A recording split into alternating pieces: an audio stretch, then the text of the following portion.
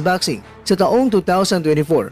Uuwi sa Pinas si Marshall na walang bitbit na medalya mula sa Paris Olympics 2024.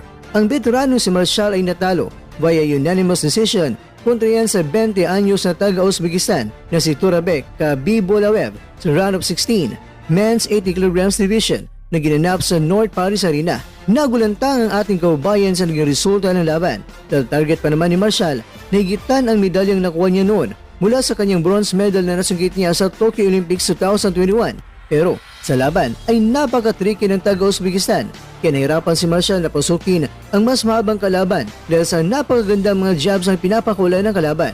Nakatama man si Marshall ng isang napakagandang patama sa kanyang kaliwa pero hindi ito sapat sa mga mata ng mga hurado at mas pinili nila ng lamang sa unang round na itong taga-Uzbekistan. Nagtapos naman ang second round na may isang hurado lang ang pumali kay Marshall sa 5 mga hurado.